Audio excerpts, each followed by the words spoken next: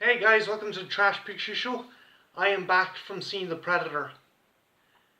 Did I like this movie? I didn't hate it. There were parts I enjoyed. There was a lot of parts I did enjoy.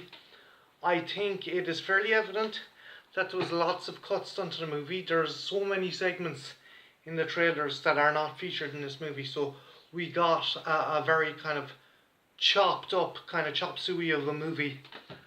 Um, I'm going to suggest anyone who only enjoyed the first Predator movie, this is not a movie for you. If you're a fan of the Predator franchise and if you're a fan of the Predator expanded lore, you may enjoy this, but the last 5 minutes may break you for this movie. So, what I liked and what I thought was good, the cast was brilliant. Boyd Holbrook was likable as kind of an everyman soldier who's trying to protect his family.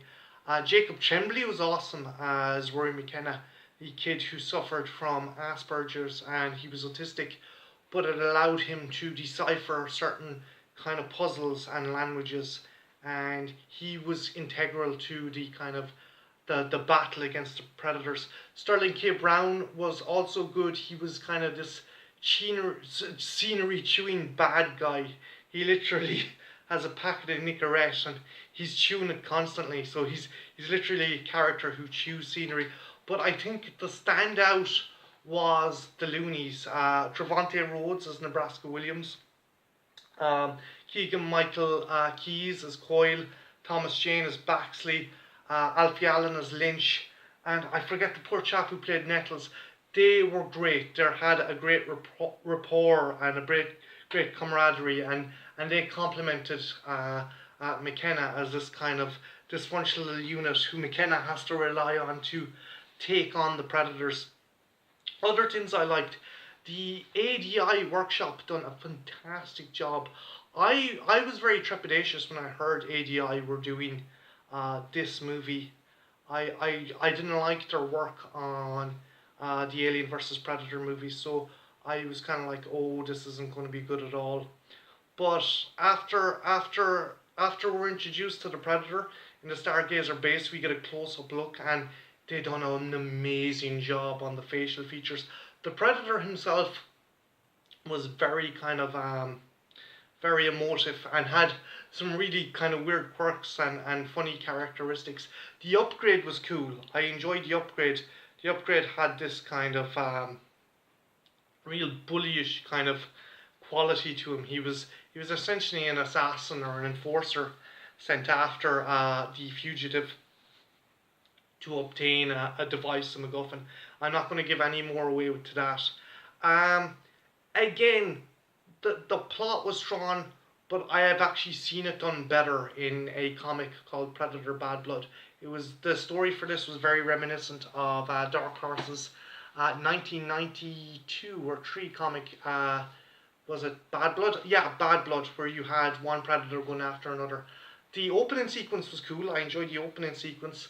And another standout scene was where the predator escapes Stargazer base. Now, moving on to the negatives. They had a tone set up in the early aspect of the movie to have this real offbeat humour.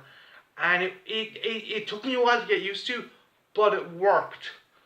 But then for the third act, the movie just fucking flipped on a dime.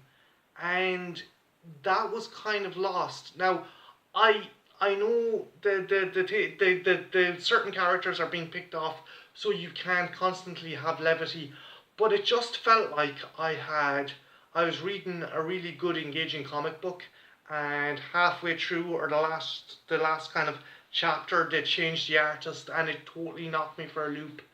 It is fairly evident that the reshoots, Fox kind of cut back on funds in the reshoots because there are sequences that just look really badly cheap. I mean, seriously, not only does the tone of the movie change, but the quality of the effects change. Early on with the Predator and the ships and stuff, that looked awesome. But coming up to the kind of final hurdle, the movie kind of drops the ball in the effects, the kind of effects budget. The humor, I don't think the humor was misplaced. I think if they had kept up the whole kind of theme with the loonies from start to finish, but then it kicks into kind of fifth gear and tries to go for a very kind of dramatic, kind of tense, pulse pounding kind of finale, which doesn't work. You've established, you've set up this kind of